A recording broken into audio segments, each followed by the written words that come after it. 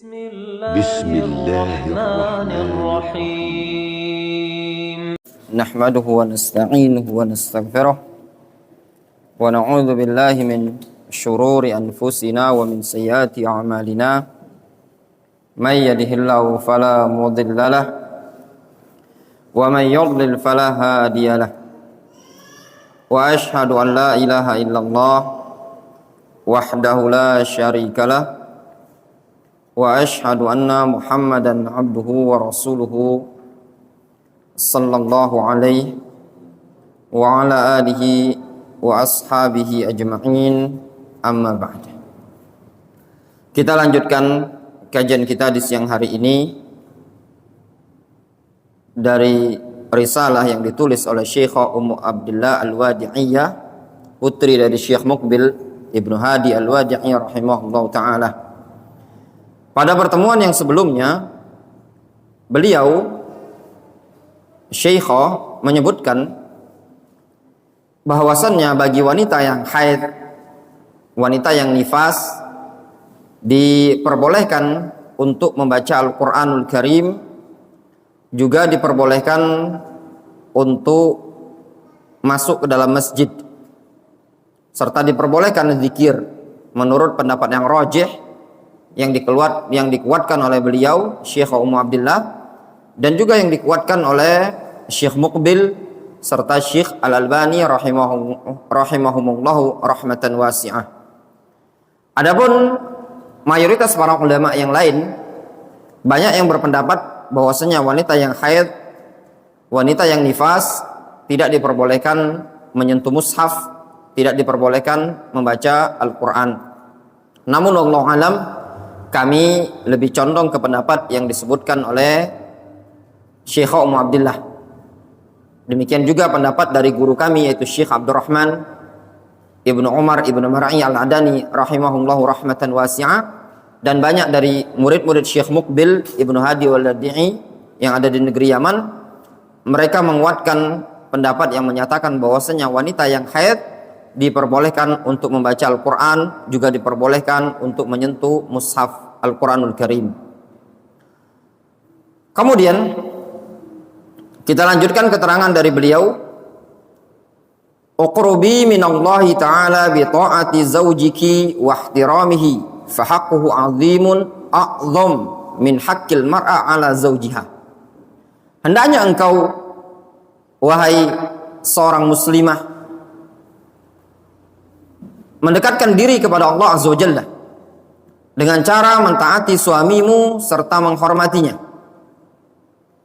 Maka sungguh hak suamimu sangatlah agung, sangatlah besar, lebih besar dibandingkan hak seorang wanita terhadap suaminya. Rawa Abu Dawud an Abi Hurairah radhiyallahu anhu qala Rasulullah sallallahu alaihi wasallam. Al-Imam Abu Dawud meriwayatkan suatu hadis dari sahabat Abu Hurairah bahwasanya Nabi sallallahu alaihi wasallam beliau pernah bersabda, "Lau kuntu amiran ahadan ayyasjuda li ahadin la amartul mar'ata an tasjuda li zawjiha." Kalau seandainya aku diperbolehkan untuk memerintahkan seseorang agar sujud kepada orang lain, niscaya aku akan perintahkan seorang istri untuk sujud kepada suaminya. Apa alasannya? Dikarenakan kedudukan suami tersebut. Walaupun dalam Islam tidak diperbolehkan bagi seseorang insan, seorang makhluk untuk sujud kepada makhluk yang lain. Dari hadis ini juga diambil faedah oleh para ulama, tidak diperbolehkan bagi seseorang untuk menunduk ruku' kepada orang lain. Sujud merupakan salah satu hayatus shalah yang terpenting, yaitu sujud. Demikian juga merupakan bagian gerakan sholat yang paling penting juga adalah ruku. Oleh karenanya di dalam Al-Quran, ungkapan sholat terkadang diungkapkan dengan bahasa ruku dan sujud. Warka'u ma'ar raki'in, ruku'lah bersama orang-orang yang ruku. Demikian juga sujud merupakan akhas arkanis salah. Kemudian beliau mengatakan, iqrabi minallahi ta'ala bi tarbiyati auladiki tarbiyatan islamiyah. Hendaknya engkau para wanita mendekatkan diri kepada Allah Azza wa Jalla dengan mendidik anak-anakmu dengan tarbiyah yang islamiyah.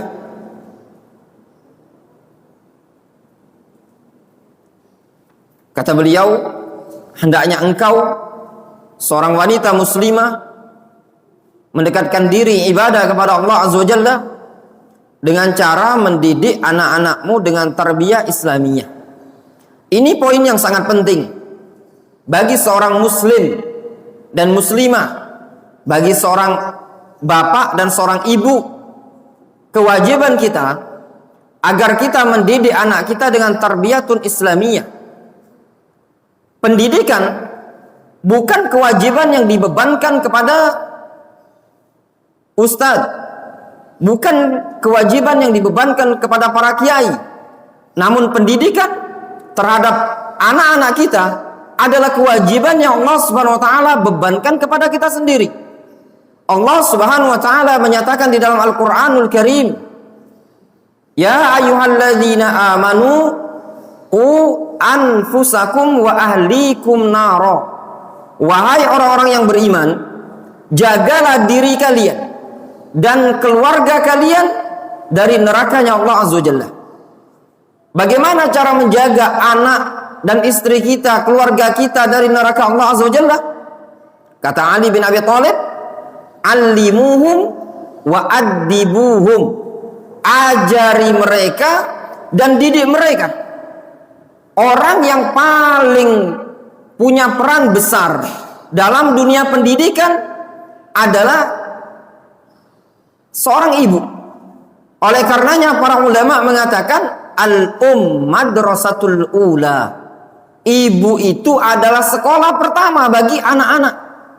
Sebelum dia melanjutkan ke kutab, ke TK, sebelum melanjutkan ke pondok pesantren ataupun tempat-tempat yang lain.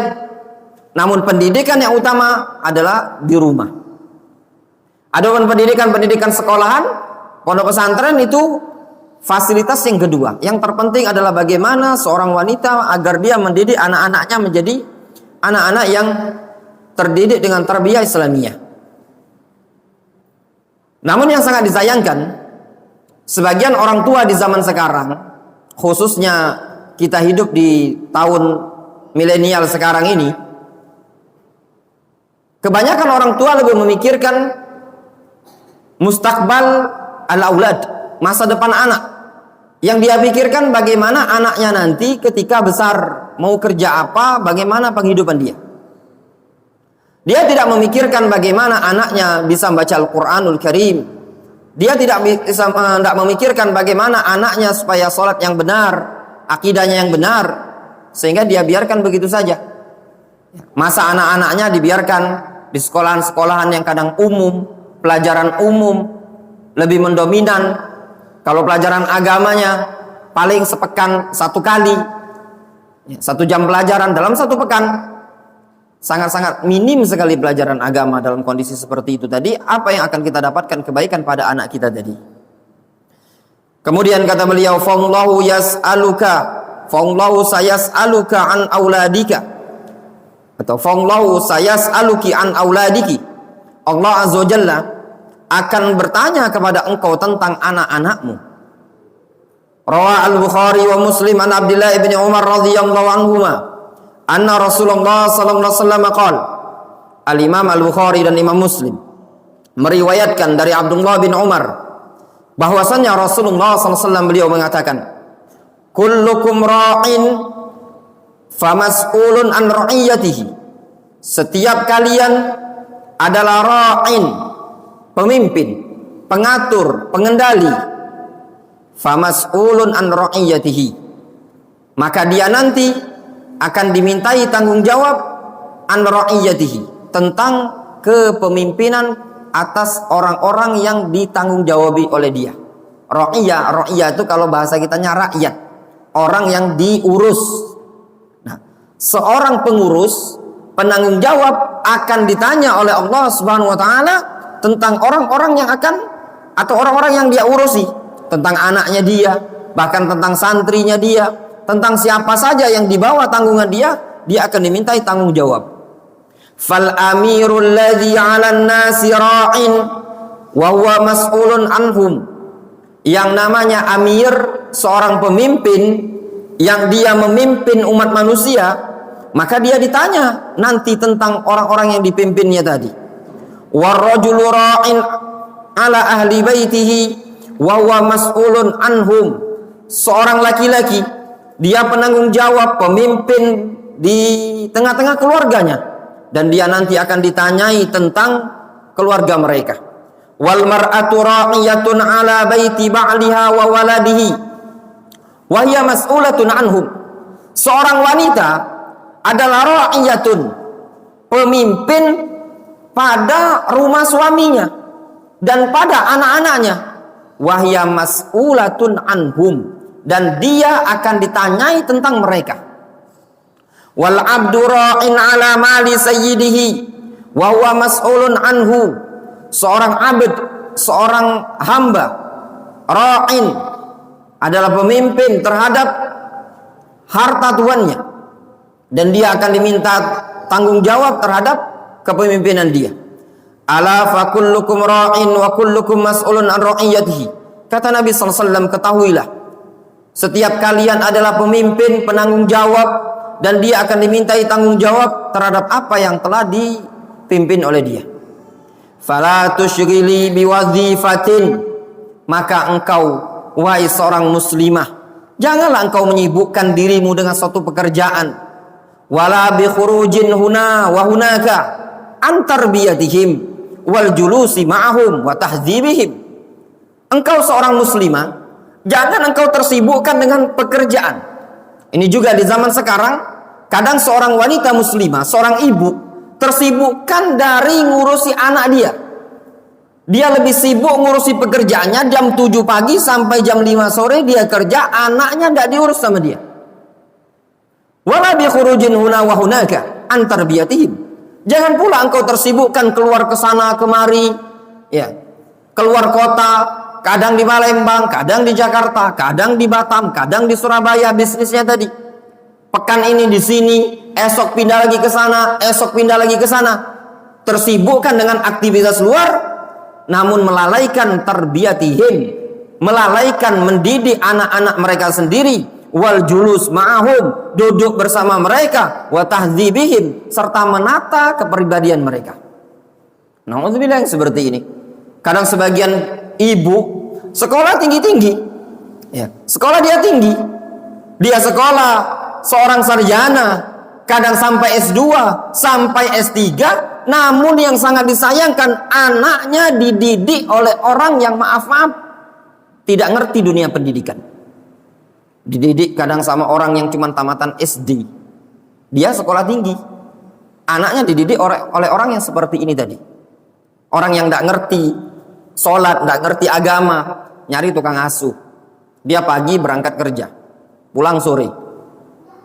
Kemudian kata beliau, yaqulu walidi Syekh Muqbil rahimahullahu taala, berkata ayahandaku Syekh Muqbil rahimahullahu taala fi Tuhfatil Mujib an as'ilatil hadir wal gharib. Syekh Muqbil menyebutkan dalam kitab Tuhfatul Mujib, lihat bagaimana tarbiyahnya Syekh Muqbil Ibnu Hadi Al-Wadi'i. Jangankan beliau mentarbiyah putri beliau yang bernama Ummu Abdillah Aisyah yang sekarang mukim di Mekah, Syekh Muqbil seorang diri di Darul Hadis Dammaj, beliau mampu mentarbiyah ribuan murid dan menghasilkan para hufazul Quran, mampu menghasilkan para ulama. Bahkan lihat hasil dari tarbiyahnya Syekh Muqbil Ibnu Hadi Wadi'i rahimahullah ta'ala, berdirinya pondok-pondok pesantren yang ada di Indonesia, bahkan marokiz ahli sunnah yang ada di negeri Yaman, bahkan sampai dirasakan di negara barat seperti Amerika dan yang lainnya. Beliau seorang diri, namun beliau betul-betul meluangkan waktu untuk mentarbiyah murid-murid beliau, mentarbiyah anak-anak beliau. Beliau tidak punya banyak anak, beliau punya 2 anak, Aisyah Al-Kubra atau Ummu Abdillah Al-Kubra Sugro. Satu anak perempuan beliau yang penulis buku ini, yang sekarang mukim di Mekah, yang alangkah banyaknya karya tulis yang ditulis oleh Syekh Ummu Abdillah ini tadi. Syekh Muqbil mengatakan, fa'alal mar'ati an taquma bi tarbiyati abna'iha tarbiyatan islamiyatan. Maka kewajiban bagi seorang wanita, dia berupaya mendidik anak-anaknya dengan pendidikan Islamiyah. Nah, itu kewajiban seorang wanita. Mendidik anak dia bagaimana anaknya terdidik dengan tarbiyatun Islamiyah. Tarbiyah Islamiyah itu tidak mesti di sekolah yang mewah. Tidak mesti harus di gedung yang luas. Tidak mesti di ruangan ber-AC. Tidak mesti di kampus universitas. Kadang dari rumahan. Lihat Rasulullah SAW mendidik putri beliau Fatimah radhiyallahu taala anha. Syekh Muqbil Ibnu Hadi Al-Wadi'ah rahimahullah taala mendidik putri beliau dan murid-murid beliau di tempat yang tidak terdapat listrik, di tempat yang penuh dengan kekurangan, mulai dari fasilitas ekonomi dan yang lainnya. Tapi dengan tarbiyah yang betul-betul Islamiyah, bisa menghasilkan hasil yang luar biasa, dirasakan oleh kaum muslimin sampai saat ini. Kata beliau, wajazahullahu khairan an hadhil khadmah allati tuqaddimuha lil Islam. Semoga Allah Subhanahu wa taala membalas kebaikan untuk kaum wanita yang telah mencurahkan pelayanan seperti ini untuk agama Islam.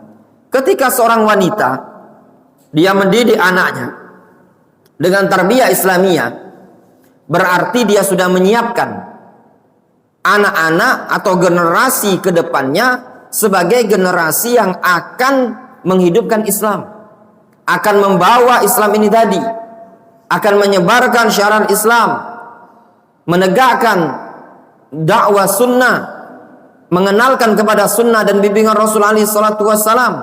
Itu kalau tarbiyahnya bagus ya. Dimulai dari mana? Dari rumah, dari tempat yang mungil ya. Adapun berkaitan dengan sekolah-sekolah sekarang, harus ada legalitas, ijazah dan yang lainnya, itu gampang. Dan itu belakangan. Tangga kedua. Tangga pertama adalah upaya tarbiyatun Islamiyah. Ini yang poin yang terpenting. Namun sangat disayangkan sebagian orang sekarang di zaman sekarang, dia lebih memilih legalitas. Ya. Sekolah, anak-anak kadang zaman sekarang ini, anak-anak SD, bahkan TK kadang sudah diajari bahasa Inggris. Yang kalau kami memandang anak-anak TK apa sih butuhnya bahasa Inggris? Dia mau ke Jepang juga enggak? Ya enggak? Ya, Bu Mama. Kira-kira anak-anak TK zaman sekarang udah ada pelajaran bahasa Inggris? Ya, Bu Zaki. Udah ada kan? Ya enggak? Dulu si Hisham TK ada pelajaran bahasa Inggris. Ada kan? Anak-anak TK bahasa Inggris. Kalau bahasa Arab masih mending ya, bisa menopang baca Al-Quran. Anak-anak TK kira-kira, Mukasyah. Bahasa Inggris itu nggak terlalu penting, ya enggak? Justru anak-anak itu yang TK diajari apa? Diajari baca, doa, zikir. Namun dikarenakan sekolah sekarang sudah beragam, sudah TK diupayakan untuk belajar bahasa Inggris. Karena mau tanya sama anak-anak yang di depan ini, yang dari SD, fasih di sekolah diajari bahasa Inggris. Bahasa Inggris, dia sudah ajar bahasa Inggris. Ya, antum di mana belajar bahasa Inggris? Belajar. Iya. Antum coba dulu belajar bahasa Inggris. Belajar bahasa Inggris. Nah, kemana kira-kira? Hah? What is your name? Nah, itu kan? Penting enggak kira-kira? Antum tahu enggak ya? Ana, gurunya antum ini punya 3 sertifikat bahasa Inggris. Piagam bahasa Inggris tuh. Ikut kursus. Lebih kurang setahun lebih. 3 bulan pertama itu 1 sertifikat. 3 bulan kedua sertifikat. Lebih kurang hampir 9 atau sampai setahun. Mau sertifikat keempat itu anak berhenti. Sampai sekarang di mana letak sertifikat itu tadi? Wallahu alam. Dah anak urus. tak terlalu penting. Ya enggak? Yasir itu juga belajar bahasa Inggris. Ya. Di pondok. Belajar bahasa Inggris. Ya, enggak. Siapa lagi yang belajar bahasa Inggris? Antum Faiz. Enggak belajar bahasa Inggris. Bahasa apa? Bahasa Cina ada? Enggak. Nah, itu contoh ya, maaf. Kadang yang seperti ini tidak terlalu penting bagi anak-anak. Ya.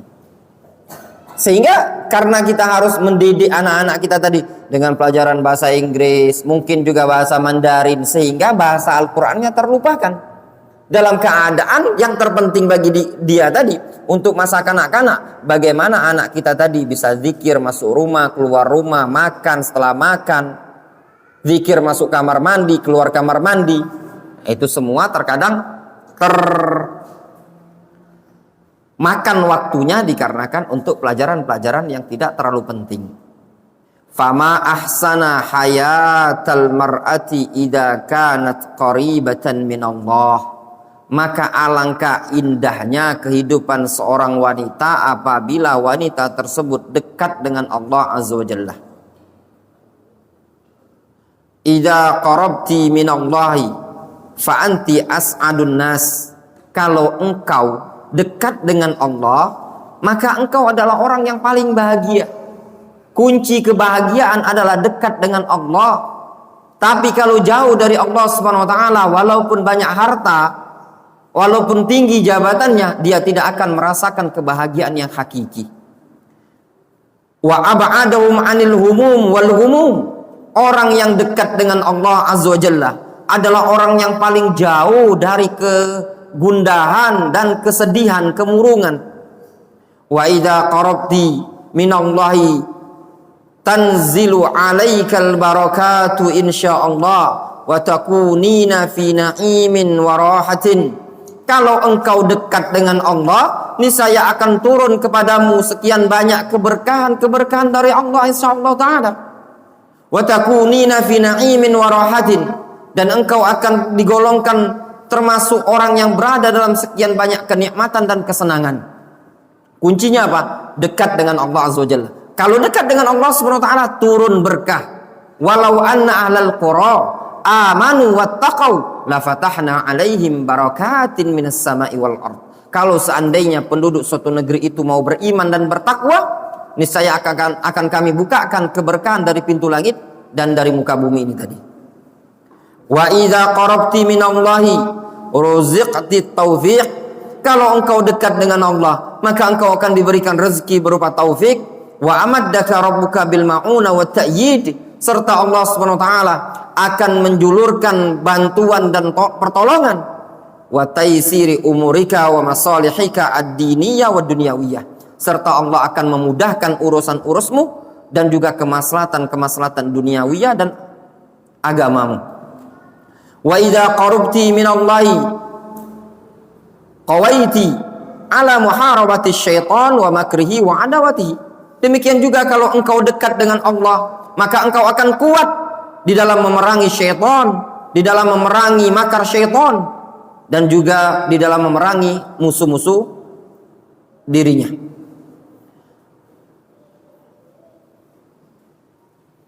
Wahada, kata beliau, lihat di sini faedahnya. Kalau kita dekat dengan Allah Azza wa Jalla, kata beliau, qawaiti, engkau akan kuat ala muharabati syaitan, kuat dalam memerangi syaitan, wa makrihi, kuat untuk memusuhi makar syaitan, kuat ala adawatihi, di dalam memancangkan permusuhan terhadap syaitan. Semuanya kita kuat. Namun kalau seandainya lemah, ya, sebaliknya mudah digoyahkan, susah mendapatkan pertolongan, tidak datang keberkahan, kepenatan, itu semua akan numpuk. Kemudian beliau mengatakan, hadza wa'lami annaki lan taqrabi minallahi illa bil qurbi min rasulih sallallahu alaihi wasallam. Ini ketahuilah, sesungguhnya engkau tidak akan dekat dengan Allah Subhanahu wa taala melainkan dengan cara dekat kepada Rasulullah sallallahu alaihi wasallam. Nah itu tadi. Kalau kita ingin dekat kepada Allah Azza wa Jalla, langkah utama harus dekat juga kepada Rasul. Tidak mungkin seorang bisa ibadah kepada Allah Subhanahu wa taala dengan benar melainkan bi tariqati Rasul sallallahu alaihi wasallam. Melainkan dengan jalan Nabi sallallahu alaihi wasallam. Fahuma mutalazimani la yanfaku ahaduhuma 'anil akhar. Dua perkara ini kata Syekh, perkara yang mutalaziman, perkara yang harus berdampingan. Perkara ibadah kepada Allah dengan perkara ittiba kepada Rasul. La yanfaku ahaduhuma minal akhar. Salah satu dari dua perkara tersebut tidak mungkin bisa dilepaskan. Dekat dengan Allah harus dekat dengan Rasul. Dekat dengan Rasul pasti dekat dengan Allah Azza wa Jalla. Qala Allah Subhanahu wa taala, Allah Subhanahu wa taala menyebutkan di dalam Al-Qur'anul Karim, Qul in kuntum tuhibbunallaha fattabi'uni yuhibbukumullahu wa yaghfir lakum dzunubakum. Katakanlah ya Muhammad, in kuntum tuhibbunallah. Katakan ya Muhammad kepada mereka, jika kalian mencintai Allah Azza wa Jalla, fattabi'uni, maka ikutilah aku. Yuhibbukumullah, niscaya Allah akan mencintai kalian, wa yaghfir lakum dzunubakum, dan juga Allah pasti akan mengampuni dosa-dosa kalian. Wallahu ghafurur rahim, Allah Azza wa Jalla Maha Pengampun lagi Maha Penyayang. Qul ati'ullaha war rasul, katakanlah ya Muhammad, ati'ullaha war rasul, taati Allah dan taati Rasul. Fa in tawallau fa innallaha la yuhibbul kafirin. Kalau kalian berpaling, sesungguhnya Allah Subhanahu wa taala tidak menyukai orang-orang kafir. Di sini Allah Subhanahu wa taala menyebutkan kalau kita memang betul-betul cinta kepada Allah Azza wa Jalla, maka hendaklah kita mengikuti Rasulullah sallallahu alaihi wasallam.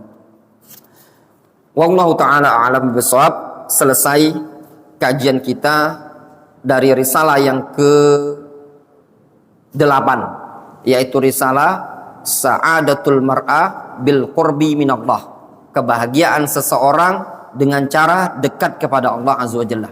Dari sekian risalah Syekh Ummu Abdillah masih tersisa satu risalah tipis. Kalau di buku kita ini ada sekitar 1, 2, 3, 4, 5, 6 atau 5,5 halaman, 5 lembar ya, 5 lembar dengan judul At-Tafaqquh fi Ahkamil Buyut. Ini yang sangat penting juga, At-Tafaqquh fi Ahkamil Buyut, belajar tentang hukum-hukum yang berkaitan dengan rumah tangga. Mungkin ini adalah risalah terakhir yang insya Allah mungkin kita lanjutkan esok. Kita mulai esok jam 2 siang sampai dengan menjelang asar. Mudah-mudahan bisa kita selesaikan dalam waktu 2 kali atau 3 kali pertemuan. Adapun kalau sudah selesai dari risalah yang disebutkan, yaitu risalah At-Tafaqquh fi Ahkamil Buyut, maka insyaallah taala nanti kita akan masuk ke buku terbaru, yaitu Fiqhi Thaharatil Muslimah ma'a Dzikril Adillah wa Aqwalil A'immah, buku yang ditulis oleh Syekh Abdullah Al-Iryani, salah seorang murid dari murid Syekh Muqbil Ibnu Hadi Al-Wadi'i, dengan judul Fiqhi Thaharatil Muslimah. Itu mungkin yang akan kita kaji berikutnya, wallahu alam, apakah sebelum Idul Adha ataukah setelah Idul Adha. Intinya kita menyelesaikan dulu risalah yang ke-8 ini dari karya Syekh Ummu Abdillah Al-Wadi'iyah. Wallahu ta'ala alam shawab. Naktafi bihadzal qadar. Mungkin kita cukupkan dulu kajian kita sampai di sini. Wa sallallahu ala nabiyyina Muhammadin wa ala alihi washabihi ajmain wa akhiru da'wana alhamdulillahi rabbil alamin.